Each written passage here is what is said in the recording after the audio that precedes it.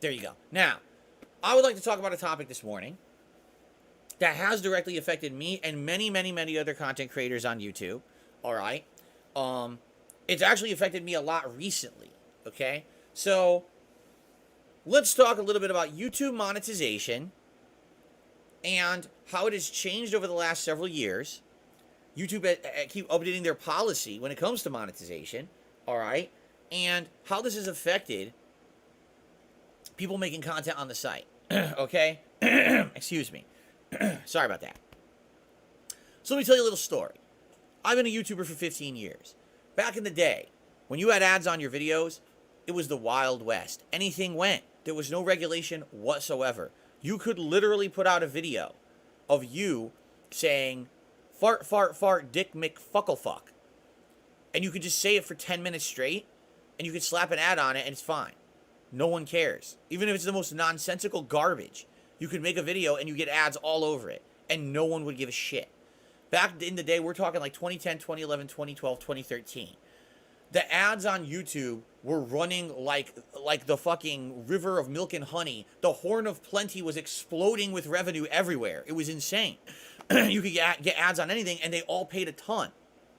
To give you some perspective on this, all right?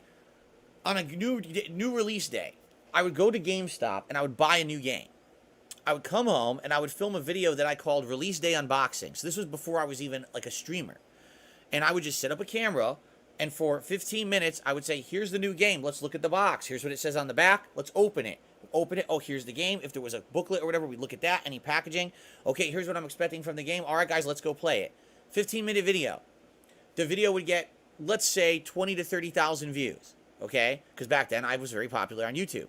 That video of 20 to 30,000 views would make more money because of ad revenue than the game I bought.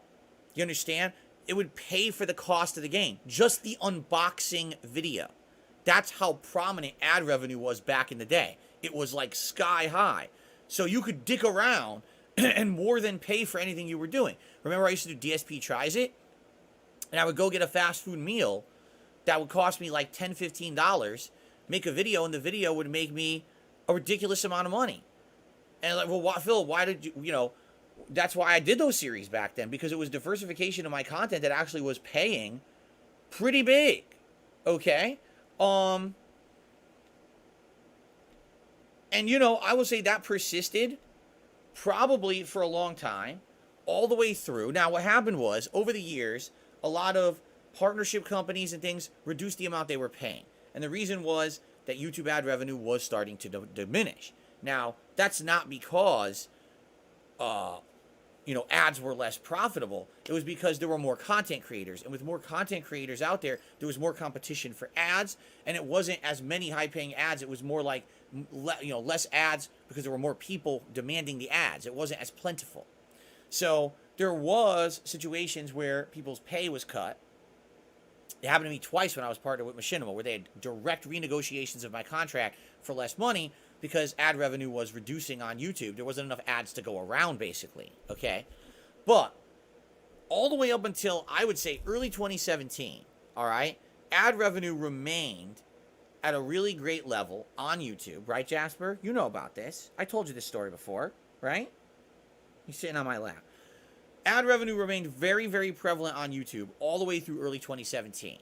Okay? But then something happened in 2017. Sadly, the days of plenty dried up. Here's what happened, okay? After years and years of unlimited ads and basically YouTube putting ads on everything, advertisers started to actually study what they were getting out of YouTube advertisements. And what they started to find was alarming to them. They were investing these large budgets into YouTube advertising, and they were finding that their ads were becoming increasingly less and less effective. The reason being was that YouTube had absolutely no control over where the ads went. So let's say, for example, you run Starbucks' marketing campaigns, and you decide you're going to buy $1 million ad campaign on YouTube for a new Starbucks drink that's coming out this week. So you just say, here, you guys, please put these ads on your videos, and let's get our product out there. So, these ads run, and then you come to find out they didn't really have any impact on your product. No one really ran out and bought the new drink. I wonder why. So they started doing market research, come to find out, these ads would just go on any video. You know, some kid looking at a camera going, 2 views, gets the fucking Starbucks ad, right? Or, even worse than that, ads that were completely irrelevant. Imagine you're a life insurance company, okay? And you're trying to sell life insurance to adults, and your ads get put on a PewDiePie video where, you know, he's playing a game and screaming at it. Well, how many people watching the PewDiePie videos, him screaming at a game, are going to think about buying life insurance today? Probably not a lot. So the problem was that it wasn't targeted advertising. Instead, it was just advertising thrown against a wall and hope that some of it sticks and someone sees it who's pertinent, but it wasn't effective advertising. Now, the thing that really, the straw that broke the camel's back, as they would say, is that basically they did even further research and found out that their brands were now being advertised and represented on kind of videos that they didn't want their ads on. So, for example, they started finding racist content, okay? Almost content borderlining on outright terrorism, all right? People saying they hate a certain group of people and that they should be, you know, hurt and stuff like that. They found these videos on YouTube and found their ads were being run on those videos. I mean, one of the infamous videos is, I brought up PewDiePie. This one, I feel PewDiePie really got railroaded for no reason, okay? He's in a video and he says the N-word. Now, I don't know the context because I wasn't paying attention. I don't believe there's any context that he should have used that word, all right? I just don't believe he should have used it at all. But this became like the poster example of here's a big YouTuber using a bad word they shouldn't use. And by the way, his content was fully monetized. So this was the excuse where companies like Walmart, Starbucks, all these giant companies spending millions of dollars on YouTube advertisements said, we don't want to do this now. Because look what the content that you're putting our ads on. You're misrepresenting our companies and what we stand for. We don't want this. And they all pulled their ads. So this happened within like a week's time in early 2017. Ad revenue on YouTube went from usual levels to literally less than half of what you were making. So you'd be putting out a video that's monetized on YouTube. It gets the same amount of views you usually get, and you made less than half as much money. And you're like, what just happened? And within a week, everyone started panicking. That's what was called the YouTube Adpocalypse, when all these big advertisers put their heads together and started talking collectively and said, we're not getting what we want out of the ads. The ads aren't going to the appropriate parties because there's no way on YouTube to control where ads go. And on top of that, the ads are going on completely inappropriate content that we don't stand for, so we don't want to deal with this anymore, and we're all pulling our ads. Okay? So, that's pretty messed up because it hurt everyone. It wasn't like, oh, this is 1 or 2 people affected. This literally hurt everyone on YouTube who was making a living. And overnight, people had to reassess what they were going to do. Some companies went completely out of business. Some people had said, well, I used to be able to focus just on YouTube content, but I can't do that anymore. Now I have to diversify. I have to focus on streaming. I have to focus on sponsorships. I have to focus on content for my Patreon because now I can't just make videos and make a living anymore because the ad revenue has less than half, okay? I was one of those people. I was about to go out of business. I couldn't afford anything. And then I decided to become a full-time streamer. And it's incidentally, it was during the Zelda Breath of the Wild playthrough. I know today I'm playing Tears of the Kingdom, but it was during that Breath of the Wild playthrough where I had to basically adapt and say, I'm going to become a full-time streamer now and see if this will work. And the good news is it did. Because here I am 6 years later, still making a living, still going strong. But for every one of me, there was probably 20 people who basically had to quit content creation when the ads dried up. It's pretty messed up. Okay, it is. It's a pretty messed up situation. Meanwhile, the biggest YouTubers were never really affected. The biggest YouTubers were able to roll on because they were already rolling in dough, and they found other opportunities, whether it was sponsorships or whatever, so they kept going. And if you haven't noticed, it's become way more prevalent in the last 5 to 6 years that the big content creators get all these opportunities. Product placement, get a game in advance, get shipped out to a special PR event, because this is now how they're making their living. It's not just about pumping out the videos anymore. It's about having all these other promotional opportunities. But another pattern you may have noticed in the last several years particularly, all right, is basically because YouTube has now instituted changes to the way that they monetize content, okay? It used to be any video on the planet could get an ad. Doesn't even matter what content it is, the length, whatever you're doing, whatever, it all gets ads. But after the adpocalypse, what YouTube had to do is they had to make several changes. One of the changes they did was that both the content creator and the company buying the ads have control over what kind of ads will run on certain content. Right now, I can actually go into an AdSense account that I have, and I can say, I would like only these particular kind of ads and not these. You have the ability to at least try to block certain ads. Like, let's say, for example, you were a staunch Democrat, and you absolutely positively did not want any kind of conservative or Republican ads on your videos. You should have the ability to turn them off. Of course, you might lose a lot of ad revenue doing that, but you should have the ability to turn off those kind of political ads, okay? Now, for the most part, no one does this. For the most part, everyone just likes everything just roll, okay? But there are some people who have that control and they do execute it, and good on them. You should have the ability to control the advertisements on your content. Now, on the flip side of that, when an advertiser now buys an ad space on YouTube, say, I'm going to spend $1 million campaign, right?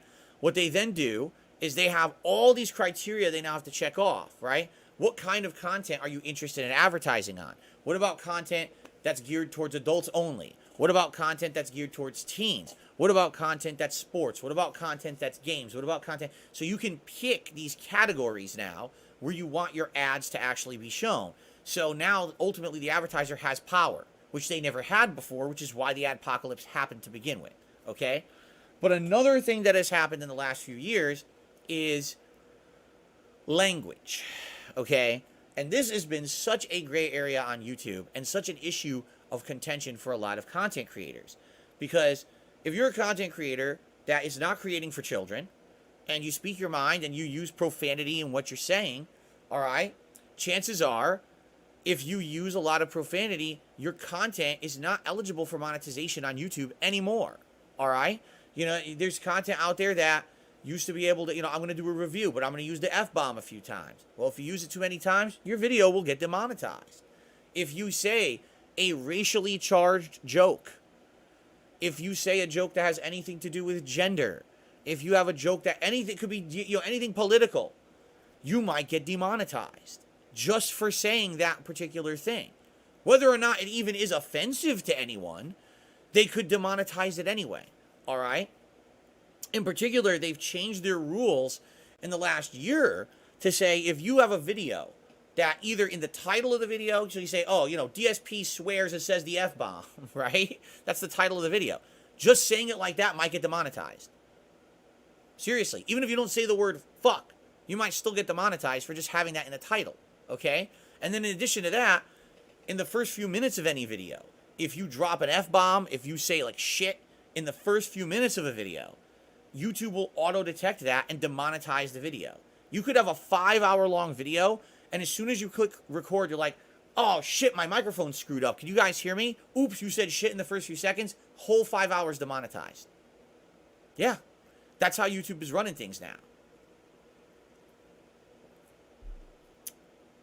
In addition, hot topics. For example, things like sexual abuse, trafficking, any kind of like sexualized content in general seems to have been a red flag on YouTube, where when you say those things, you get demonetized, okay? So you might have noticed in the last few years, certain bigger content creators who used to say things such as, oh my God, sex scandal, now say spicy scandal. They literally won't say the word sex anymore. Like, the word is banned from YouTube because they're so afraid of saying it that they're going to get demonetized. I've actually seen gamers doing playthroughs, and if it says fuck, or if it says, ass, or if it says shit, they literally put another word in there. They do. They'll say another word. I'm like, you can't just say what it said in the game? No, they actually edit. They censor themselves in what they're saying in the hopes that their video won't get demonetized if they have a swear word in there. Now, you may have noticed in my content, this has not really affected anything. I've pretty much stayed true to who I am. If I'm going to swear, I'm going to swear. And that's just who I am, and I'm not going to change who I am after 15 years to try to get more monetization on my videos. But there's many different reasons for that, okay? Reason number one, I am prolific. I put out a lot of content. In a week's time, I have 6 straight days of full-time gaming and streaming. I'm putting out tons of videos. Even if a third of my videos get demonetized this week, I still got a lot more. Plus, I have a 15-year body of work, out of which, arguably 13 years of which are monetized.